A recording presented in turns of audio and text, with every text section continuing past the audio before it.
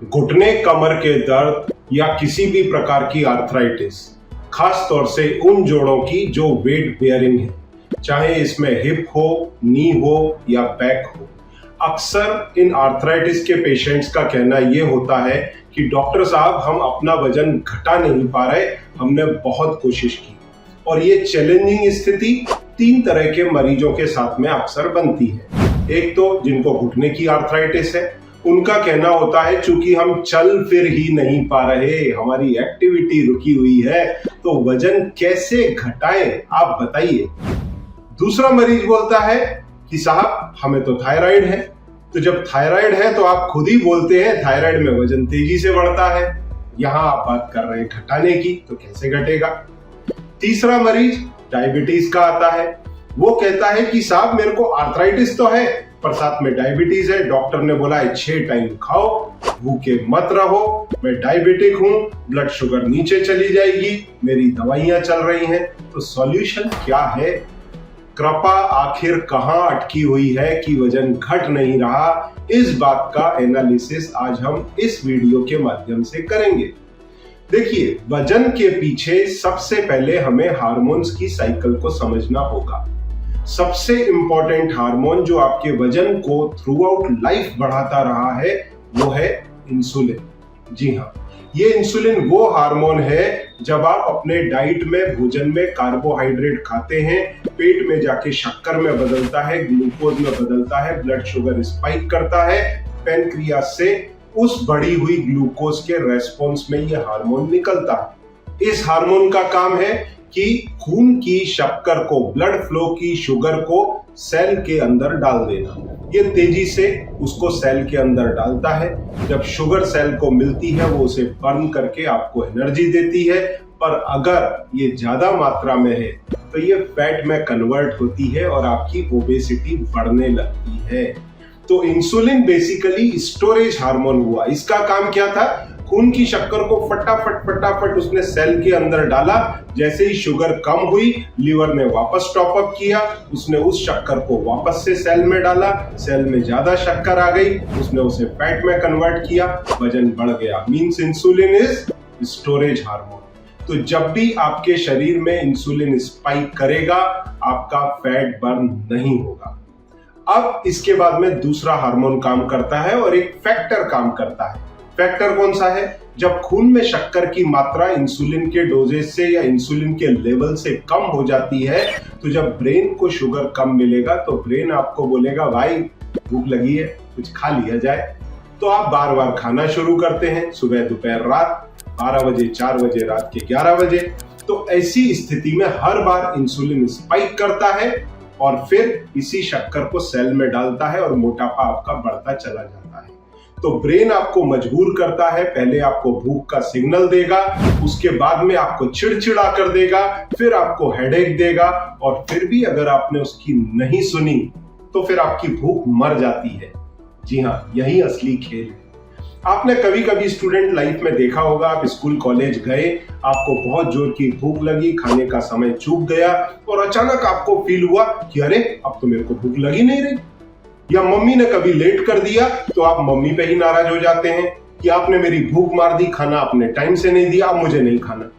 तो ये वही है कि ब्रेन ने पहले आपको मजबूर किया कि कुछ खाओ, आपने नहीं खाया, तो ऐसी स्थिति में आपकी बॉडी कार्बोहाइड्रेट, शुगर के मेटाबॉलिज्म से शिफ्ट हो गई फैट के मेटाबॉलिज्म में। चूंकि आपके बॉडी के अंदर फैट है, फैट बढ़ना शुरू हो गया। तो जब ये फैट बर्न होगा, आपको एनर्जी देगा, आपको भूख नहीं लगेगी। इसी का एहसास अगर आप रोज करेंगे तो आपका वेट लॉस होगा। पर अब जब ये सिग्नल मिलता है, साथ में दूसरा एक स्ट्रॉन्ग सिग्नल आपके पेट से चलता है। जब आपका पेट खाली होगा तो वहां से एक दूसरा हार्मोन निकलेगा, ग्रेलिन।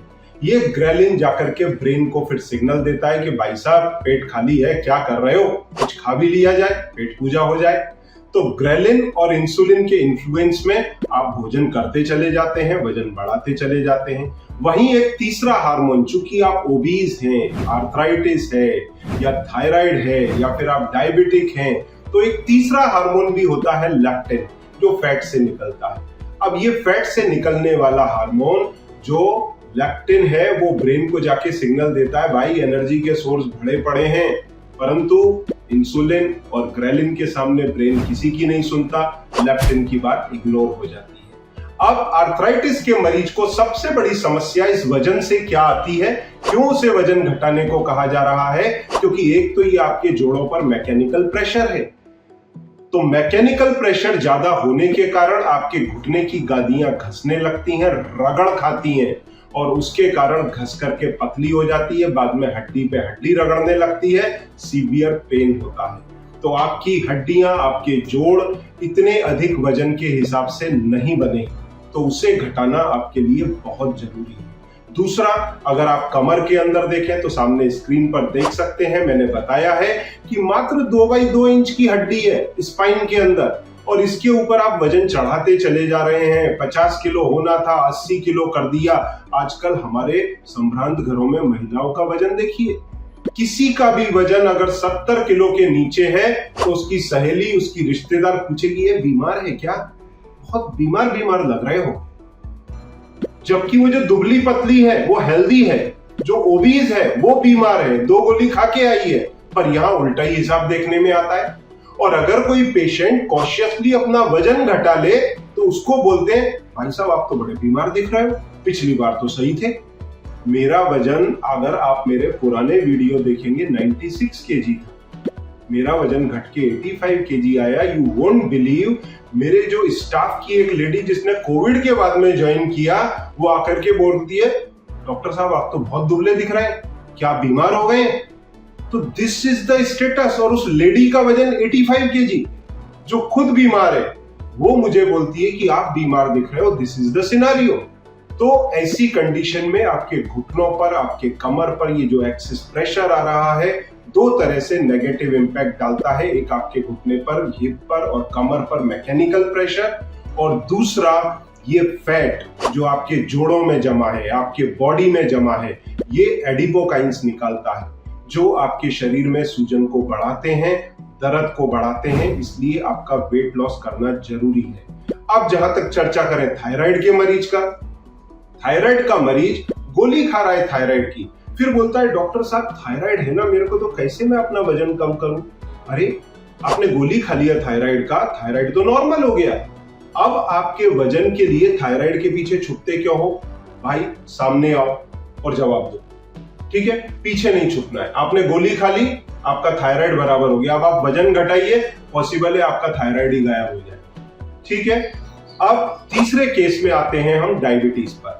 डायबिटीज के मरीज क्योंकि दवाइयां ले रहे हैं तो डॉक्टर उनको बोलते हैं आप 6 टाइम खाइए। अगर ये पेशेंट 6 टाइम ना खाए, इसके खून में शक्कर की मात्रा घटती चली जाएगी। अगर ये लो कार्ब डाइट ले, इसके शरीर में शक्कर की मात्रा घटती चली जाएगी, क्योंकि शक्कर का टॉप अप तो हमारे भोजन से आ रहा है, तो ब्लड शुगर अपने आप नॉर्मल हो जाएगी। ये बंदे को 6 टाइम खाने की जरूरत ही नहीं, इसको तो उपवास करने की जरूरत है, दवाइयां भी नहीं खानी पड़ेंगी। पर इस तरीके की जगह उल्टा रास्ता गाइड कर दिया गया है कि अगर आपको दवाइयां, चूंकि आपको दवाई खानी है तो आपको खाना खाना जरूरी है। अरे भाई मेरे को खाना नहीं खाना, मेरे बॉडी के अंदर इनफ फैट है, मुझे बॉडी को अपॉर्चुनिटी देना है कि यू बर्न फैट। तो वो कैसे मिलेगी? रात को मैंने खाना खाया, सुबह तक मेरा ब्लड शुगर लो हो गया। अब जब ब्लड शुगर लो हुआ तो इंसुलिन के लेवल भी लो आ जाते हैं। आप फास्टिंग इंसुलिन लेवल करके देखिए, 3, 5, 8, 15, 10 इस प्रकार के निकलेंगे। खाना खाने के बाद में यही 100, 150, 250, 400, 500 इस प्रकार के निकलेंगे। तो जब इंसुलिन का लेवल लो होगा तो बॉडी क्या करेगी? इजीली फैट बर्न करेगी, क्योंकि insulin is a storage hormone. ये सोया पड़ा है मॉर्निंग में।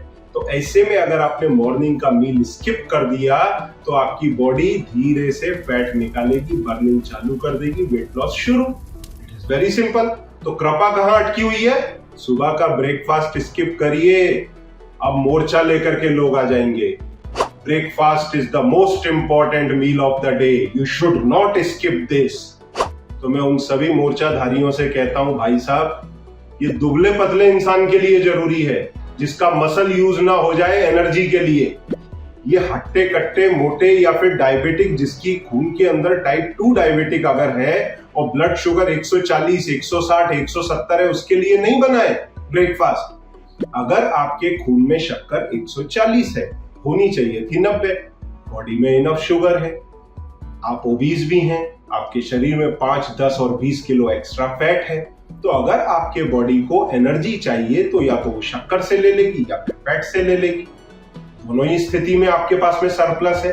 अब इसमें क्या समझदारी है कि आप 140 ब्लड शुगर होने के बाद ब्रेकफास्ट करें, उसे बढ़ा के 200 पे लेके जाएं, फिर 200 से 140 पर लाने के लिए डॉक्टर की दी हुई दवाइयां खाएं। तो आप तो सर्वाइवल खुद का नहीं देख रहे, ये डॉक्टर और फार्मा कंपनी का देख रहे हैं। आप खुद का तो सोचिए। तो कायदे से आपको मॉर्निंग का मील स्किप करना चाहिए। जब आप स्किप करेंगे, डायबिटीज मरीज हैं तो ब्लड शुगर नीचे आ जाएगी, दवाइयों की जरूरत घटेगी, कंट्रोल आएगा, बाद में रिवर्सल आएगा। अगर आप आर्थराइटिस के मरीज हैं, सिंपल डायबिटीज नहीं है, आपका ब्लड शुगर लेवल नीचे जाएगा, भूख मरने का एहसास होगा और फिर आपका फैट बर्निंग चालू हो जाएगा। अब आपका वेट लॉस होगा तो आपके घुटनों के अंदर आर्थराइटिस में लाभ, कमर की स्पॉन्डिलोसिस में लाभ। तो ये सारे लाभ मिलना शुरू होंगे कब? जब आप अपना वेट लॉस करेंगे। फिर लंबे से लंबे उपवास रखिए। अगर आप एक मील स्किप कर सकते हैं, एक मील स्किप करिए या एक मील दिन में लीजिए। जैसे शुरुआत करें एक मील स्किप करने से सुबह का। अगर इंस्टेंटली नहीं कर पा रहे हैं तो 7 दिन के लिए, मान लीजिए आप 9 बजे अपना ब्रेकफास्ट करते हैं, तो 7 दिन के लिए 10 बजे लें, फिर अगले 7 दिन 11 बजे लें, फिर उसके अगले 7 दिन बाद 12 बजे लें और लंच और ब्रेकफास्ट को मर्ज कर दें। फिर इस लंच और ब्रेकफास्ट के जो मर्ज किया था उसको 1 बजे कर दें, 2 बजे कर दें। हो गई 16 से 18 घंटे की फास्टिंग। तो रात को खाना खाया, सुबह इंसुलिन के लेवल लो, फैट का एग्जिट चालू, बर्निंग स्टार्ट, बॉडी कार्बोहाइड्रेट से फैट के ट्रांजिशन पर आ गई। दोपहर तक 50 ग्राम, 60 ग्राम, 70 ग्राम फैट बर्न हुआ। अब आपने लंच लिया, नॉर्मल। रात को डिनर किया, नॉर्मल, जिसके अंदर कार्बोहाइड्रेट कम है, जैसा मैं LDCF डाइट में बताता हूं। फिर रात में वही साइकिल, सुबह में insulin level low, again fat burning शुरू। तो महीने का 2 से 3 किलो वजन घटेगा। पहले हफ्ते में लगभग 2 किलो घटेगा। फूड की क्रेविंग अगर बहुत अधिक होती है, सुबह में उपवास नहीं रख पा रहे हैं, तो स्टार वॉक जैसे प्रोडक्ट का सपोर्ट लें, जिससे आपको क्रेविंग कम हो, आपके बॉडी के अंदर सेरोटोनिन का सीक्रेशन बढ़े जो हैप्पी हार्मोन है, तो आपकी स्ट्रेस ईटिंग घटेगी, आपके स्टमक से ये कार्बोहाइड्रेट के एब्जॉर्प्शन को, फैट के एब्जॉर्प्शन को घटाएगा, आपके शरीर में जो कार्ब्स हैं और फैट है उनके बर्निंग को फास्ट करेगा, आपको वीकनेस का एहसास नहीं होगा। ये सारी चीजें आपको स्टार वॉक के माध्यम से होंगी। यदि आप डायबिटिक हैं, ग्लूको फ्री का साथ में सपोर्ट लें और डायबिटीज के रिवर्सल कोर्सेज में अपने आप को अपडेट करें, अपने आप को एनरोल करें, जो आप हार्डली 3000 रुपए के अंदर अवेलेबल है। मैं लिंक भी उसका डाल देता हूं। और अगर आपको आर्थराइटिस है तो 4 स्टेप और जॉइंट फ्रेश का सेवन करें, जैसा मैं अक्सर गाइड करता हूं। पर वेट लॉस के लिए फास्टिंग करना जरूरी है। और मैं ऐसे में एक ही बात कहूंगा, either you skip 1 meal a day और you do 1 meal a day. ध्यान से समझना, मैंने 2 अलग अलग बात कही है। या तो दिन का 1 मील स्किप कर दें या पूरे दिन में 1 मील लें, आफ्टरनून का लंच लें या डिनर लें। जब आप ऐसा करेंगे तो आपकी लॉन्ग फास्टिंग होगी 18 से 20 घंटे या 22 घंटे की। आप बहुत अधिक वजन लॉस कर पाएंगे, आपका मसल मास ब्रेक नहीं होगा, इसका भरोसा रखिए। मसल मास 3 दिन की स्ट्रेच्ड फास्टिंग के बाद ही बर्न होना शुरू होता है। आपका फैट बर्न होगा, आपके बॉडी में कोई लॉसेस नहीं होंगे बल्कि फायदे होंगे। करके देखें, कुछ क्वेरी है सबमिट करें, मेरी टीम आपकी मदद करेगी। Thank you very much.